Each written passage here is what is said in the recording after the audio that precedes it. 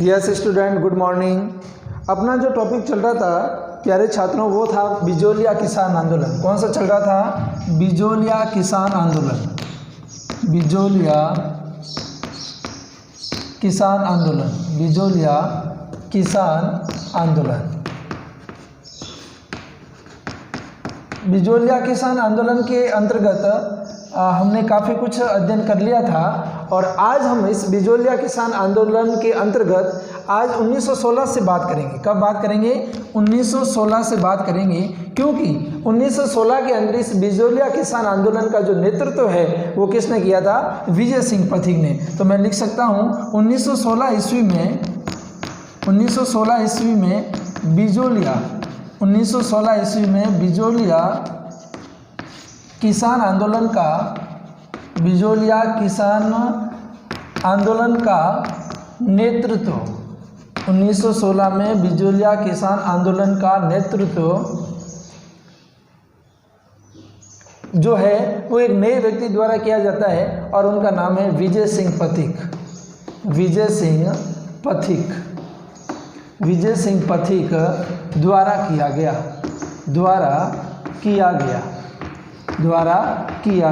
ये आपको ध्यान रखना है कि 1916 के अंदर इस आंदोलन के अंदर कौन नए व्यक्ति आते हैं? विजय सिंह पथिक। आपको थोड़ा विजय सिंह पथिक के बारे में मैं बता देता हूं कि विजय सिंह पथिक है वो उत्तर प्रदेश के, याद रखना कहाँ के रहने वाले थे?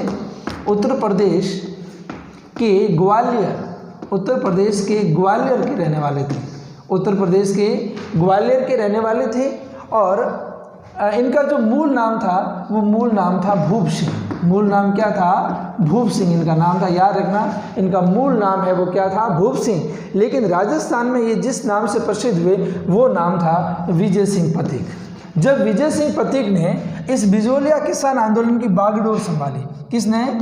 विजय सिंह पथिक द्वारा। विजय सिंह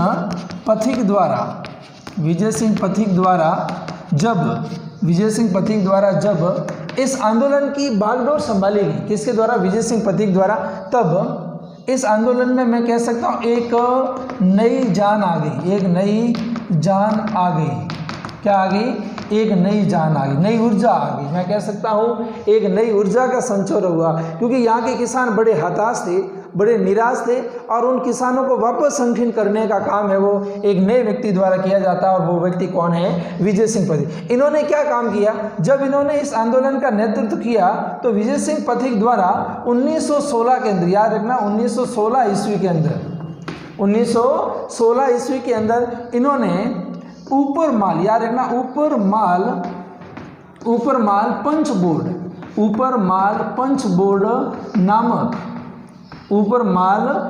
बोर्ड नामक एक संस्था का गठन किया। ये बहुत इंपॉर्टेंट है, ये संस्था बनाई। अब इस संस्था द्वारा ही इस बिजोलिया किसान आंदोलन का पूर्ण रूप से नेतृत्व किया जाएगा। तो 1917 के अंदर इन्होंने क्या काम किया? विजय सिंह पथिक ने इसका नेतृत्व संभाला और वहाँ पर एक संस्था स्थापित की। उस संस्था का नाम क्या था? ऊपर माल पंच बोर्ड। क्या नाम था? ऊपर माल पंच बोर्ड। इसके बाद उन्होंने राजस्थान, याद रखना राजस्थान सेवा संघ का भी इन्होंने क्या किया था? नेतृत्व किया था। कौन सा संघ का? राजस्थान सेवा संघ का नेतृत्व किया था। तो इस प्रकार का ये कार्य करते जा रहे हैं, किसानों को वापस संगठित किए जा रहे हैं। क्योंकि उस समय का जो जागीरदार है वो अपन पढ़ रहे हैं पृथ्वी सिंह। किसके बारे में पढ़ रहे हैं? पृथ्वी सिंह। और उस पृथ्वी सिंह ने क्या कर दिया था? आते ही जो एक तलवार बंधाई कर, कौन सा कर लिया था बच्चों? तलवार बंधाई कर लिया था। और 84 प्रकार की जो लाग बाग थी, कितने प्रकार की? 84 प्रकार के जो टैक्स थे वो टैक्स इनके द्वारा लगा दिए गए थे। अब क्या होता है, जब इस आंदोलन को कुछ इनके साथ में और भी जो व्यक्ति थे वो जुड़े, जैसे मैं आपको बता दूं, एक व्यक्ति का नाम है माणिक्य लाल वर्मा तथा विजय सिंह पथिक ने मिलकर इस आंदोलन को देशव्यापी बनाया। कैसे बनाया? देशव्यापी बनाया। आपको याद रखना इस आंदोलन को कैसे बनाया? देशव्यापी, यानी संपूर्ण देश में ये आंदोलन चले। बड़े बड़े नेताओं को इस आंदोलन के बारे में जानकारी, देशभक्त जो है उनको जानकारी पता चले। तो ये माणिक्यलाल वर्मा ने उस समय एक गीत भी लिखा, उस गीत का नाम याद रखना है, उन्होंने पंछीड़ा नामक गीत लिखकर, कौन सा गीत लिखा? पंछीड़ा नामक गीत लिखकर इन्होंने इस आंदोलन को देशव्यापी बनाने का प्रयास किया। एक और व्यक्ति थे जिनको बोलते थे प्रज्ञा चक्षु, एक और व्यक्ति थे जिनको किस नाम से बोलते थे? प्रज्ञा चक्षु, और उनका नाम था भंवरलाल। क्या नाम था? भंवरलाल। इस भंवरलाल नाम के व्यक्ति ने देशभक्ति से ओतप्रोत, देशभक्ति से ओतप्रोत, देशभक्ति से ओतप्रोत क्या लिखी? कविताएं। देशभक्ति से ओतप्रोत कविताएं लिखकर इस आंदोलन को और शक्तिशाली बनाने का प्रयास करना। अब मैं आपको एक और बताता हूँ, उस समय कानपुर से, कहाँ से? कानपुर से एक पत्र निकलता था। कौन निकालते थे? उस व्यक्ति का नाम था गणेश शंकर विद्यार्थी। गणेश शंकर विद्यार्थी जो एक पत्र निकालते थे, कहाँ से? कानपुर से। उस पत्र का नाम क्या था? केसरी। क्या नाम था? केसरी। और एक और पत्र था जिसका नाम क्या था? मराठा। तो इस केसरी और मराठा नामक पत्र में भी उन्होंने इस आंदोलन का क्या किया था? जिक्र किया था। इस प्रकार ये आंदोलन है वो क्या बन गया था प्यारे छात्रों? ये आंदोलन है वो एक देशव्यापी आंदोलन बन गया था। अब बात आती है अप्रैल की। अब घटनाक्रम को समझना। अप्रैल, ये आंदोलन तो चल रहा था, लेकिन अप्रैल 1919 की बात है। कौन से सन की बात है? अप्रैल 1919 में क्या होता है कि मेवाड़ सरकार द्वारा, क्योंकि सरकार किसकी थी? मेवाड़ की थी। तो मेवाड़ सरकार द्वारा किसानों की जांच हेतु, किसानों की समस्या की जांच हेतु, किसानों की समस्या की जांच हेतु, याद रखना, किसानों की समस्या की जांच हेतु एक स्थान पड़ता था। उस स्थान का नाम है मांडलगढ़। क्या नाम था? मांडलगढ़। उस मांडलगढ़ रियासत का एक व्यक्ति था और उस व्यक्ति का नाम था बिंदुलाल भट्टाचार्य। क्या नाम था? बिंदुलाल भट्टाचार्य। बिंदुलाल भट्टाचार्य। तो ये मैं कह सकता हूँ ये एक प्रकार का आयोग था। उस आयोग का नाम था बिंदुलाल भट्टाचार्य आयोग।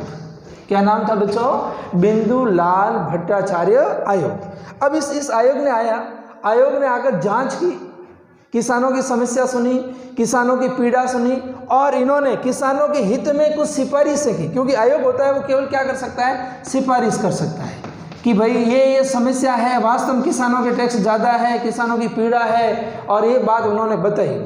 लेकिन मेवाड़ सरकार के द्वारा इस बात पर कोई ध्यान नहीं दिया गया। जब मेवाड़ सरकार द्वारा कोई ध्यान नहीं दिया गया तो बात अपन करते हैं 1922 की।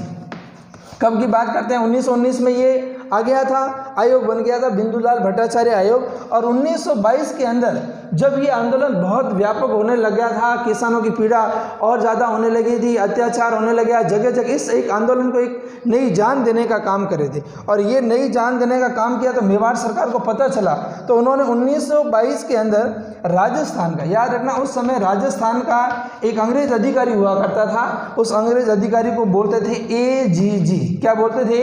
AGG। ये का मतलब एजेंट टू गवर्नर जनरल। कौन था वो? Agent to governor general. और एजेंट टू गवर्नर जनरल का नाम था रॉबर्ट, याद रखना, रॉबर्ट हॉलैंड। क्या नाम था? रॉबर्ट हॉलैंड को भेजा कि आप जाओ और किसानों के बीच में समझौता करवाओ। तो 1922 में याद रखना किसानों के बीच में एक समझौता होता है। क्या होता है? किसानों और रॉबर्ट AGG के बीच, किसानों और AGG के बीच में ये क्या हो जाता है? समझौता। और उस समझौते के अंदर जो 84 प्रकार के टैक्स थे, कितने? 84 प्रकार के टैक्स थे, उसमें से 35 प्रकार के टैक्स है वो AGG क्या करवा देते हैं? माफ़ करवा देते हैं। समझ में आ गई बात यहाँ तक? तो ये 1922 के अंदर AGG आता है जिसका नाम होता है रॉबर्ट हॉलैंड, और किसानों के बीच एक समझौता होता है, और उस समझौते के अंदर क्या होता है? 84 में से 35 प्रकार के जो टैक्स है वो क्या हो जाते हैं? माफ़ हो जाते हैं। अब बात क्या होती है कि 1922 में जब ये होता है और घटना आती है 1923 की। 1923 में क्या होता है? भूमि का नया बंदोबस्त होता है।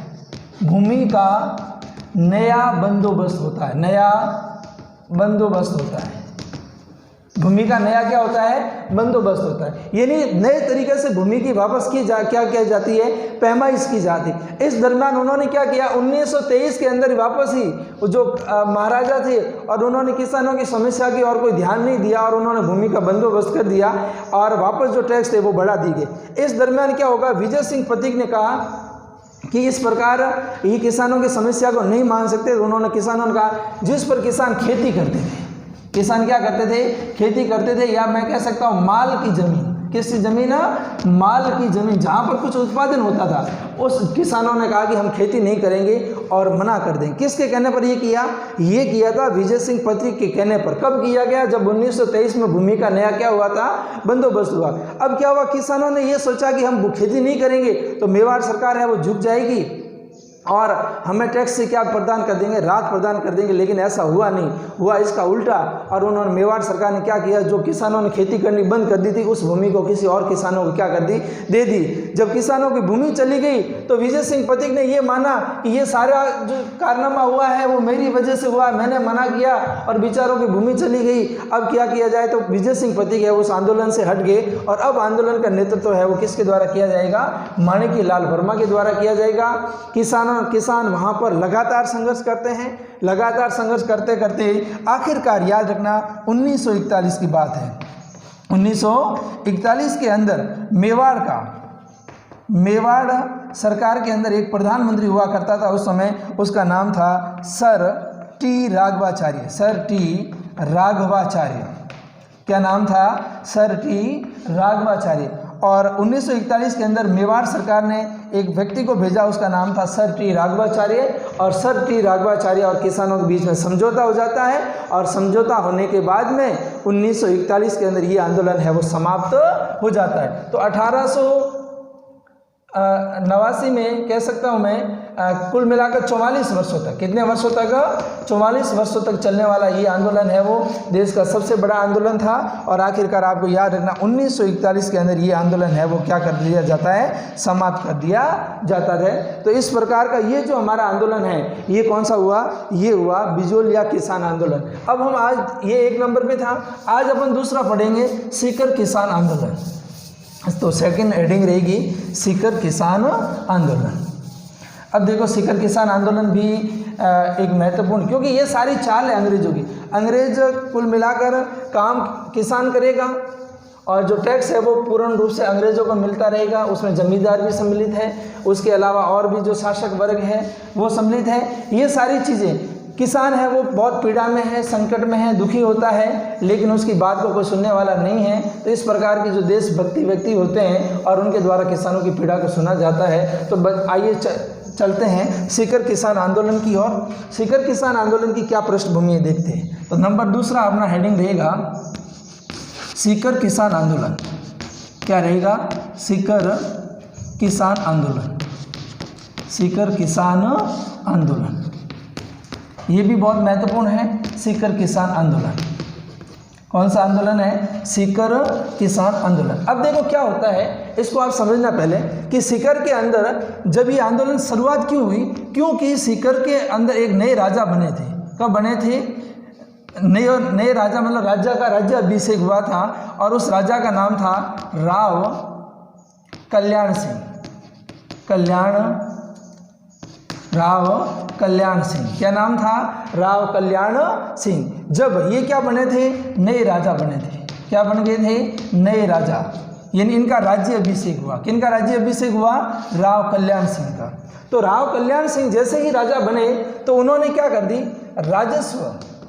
राजस्व जो टैक्स होता था भूमि पर, उन्होंने क्या कर दिया, 25% से 30%, 25% से 30% राजस्व बढ़ा दिया, राजस्व बढ़ा दिया। अब देखो पहले राजस्व था वो तो था ही, और उसके अतिरिक्त इन्होंने और राजस्व कितना बढ़ा दिया, इन्होंने और टैक्स बढ़ा दिया 25 से 30%। आप मान सकते हो। अब देखो ये तो राजा था, राजा के नीचे और जमींदार थे। अब जमींदार खाएंगे, राजा खाएगा, उसके बाद में अंग्रेजों के पास जाएगा।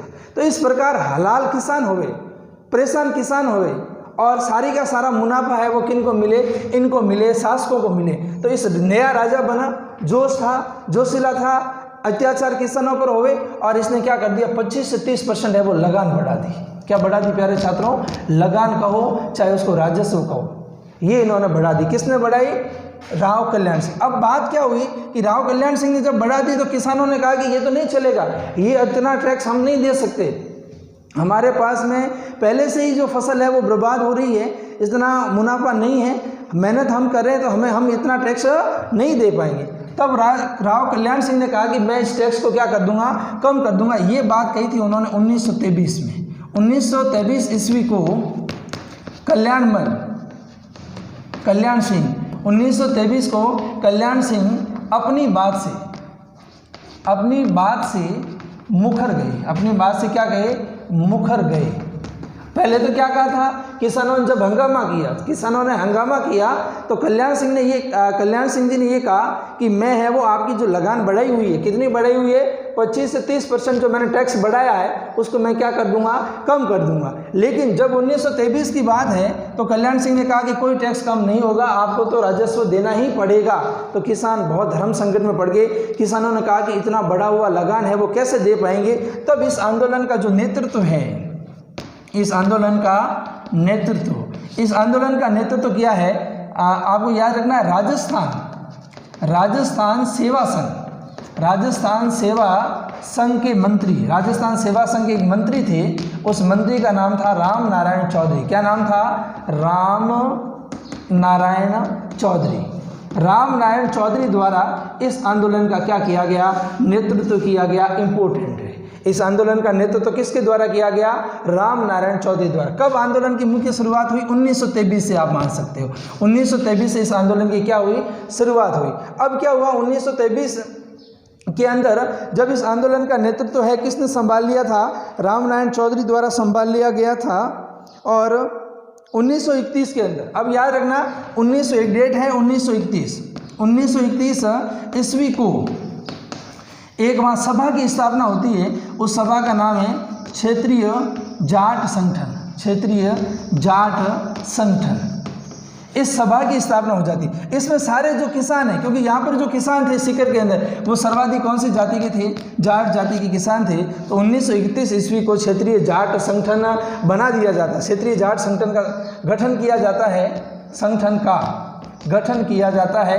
और इस दोनों ने, एक तो कौन है? राम नारायण चौधरी, और दूसरा कौन है? क्षेत्रीय जाट संगठन। इन्होंने पुरजोर कोशिश ये की किसानों की जो बढ़ी हुई राजस्व है उसको कम किया जाए ताकि किसान है वो आराम से टैक्स दे सकते हैं। लेकिन जब उनके द्वारा किसी प्रकार का ध्यान नहीं दिया गया तो आप समझना, यहाँ सीकर के अंदर एक स्थान पड़ता है, सीकर में एक स्थान पड़ता है, उस स्थान का नाम है कटराथल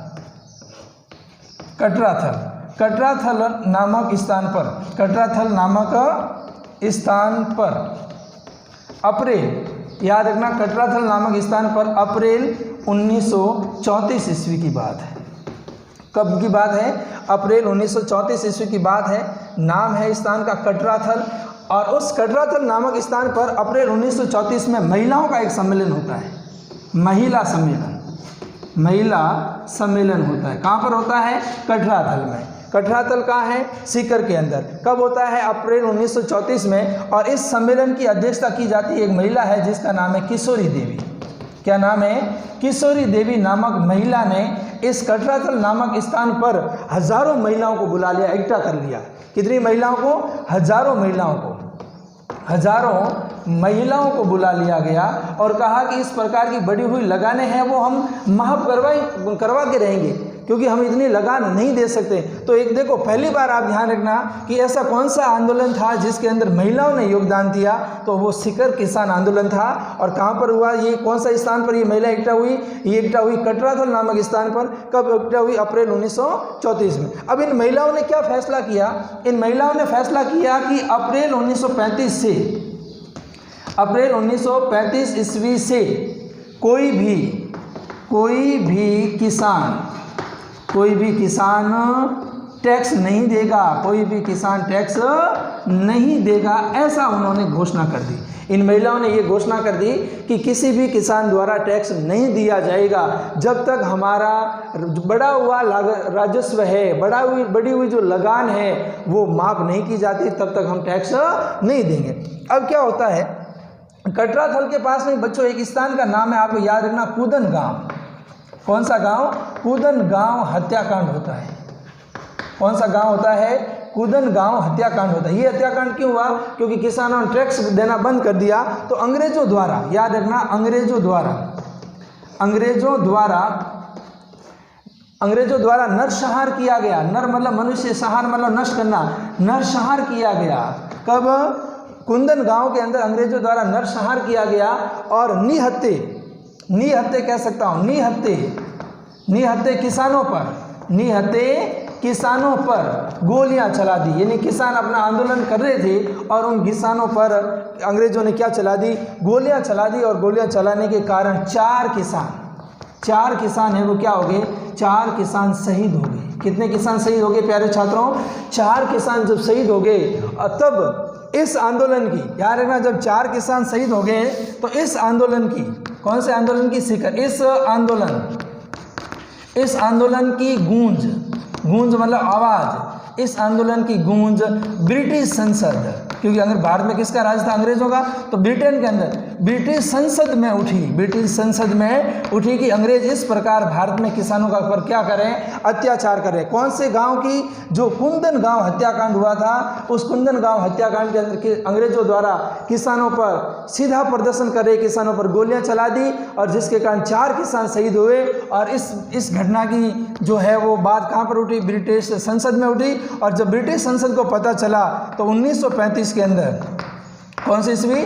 1935 ईस्वी के अंदर किसानों के साथ वो समझौता करते हैं। किसानों के साथ क्या होता है प्यारे छात्रों? किसानों के साथ में समझौता होता है। क्या होता है? समझौता होता है। और बढ़ी हुई जो लगान होती है, बढ़ी हुई लगान को वापस लिया जाता है। कहने का मतलब जो बढ़ी हुई लगान थी उसको वापस अंग्रेजों को क्या करना पड़ा? समाप्त करना पड़ा। और इसके आंदोलन में आपको ध्यान रखना है, इस आंदोलन का जो मुख्य भूमिका इसमें किन किन लोगों ने दी, तो एक व्यक्ति का नाम आपको याद रखना, हरलाल सिंह। एक व्यक्ति है हरलाल सिंह। दूसरा व्यक्ति आपको दिख रहा है, रामनारायण चौधरी तो है ही, एक हरलाल सिंह है। एक नेतराम सिंह, दूसरा नाम क्या है? नेतराम सिंह। और तीसरा है पन्ने सिंह। क्या नाम है? पन्ने सिंह। तो आपको याद रखना है, इन 3-4 व्यक्तियों की इस आंदोलन के अंदर मुख्य भूमिका रहती है। किसकी? रामनारायण चौधरी की भी रहती है। उसके बाद में कटराथल नामक स्थान पर किशोरी देवी की मुख्य भूमिका रहती है। उसके बाद में हरलाल सिंह की बहुत महत्वपूर्ण भूमिका रहती है, नेतराम सिंह की भूमिका रहती है और पन्ने सिंह की भूमिका रहती है। इन सभी लोगों ने मिलकर इस आंदोलन का नेतृत्व किया और आखिरकार किसानों की क्या हुई? जीत हुई। कल हम एक और आंदोलन के साथ उपस्थित होंगे।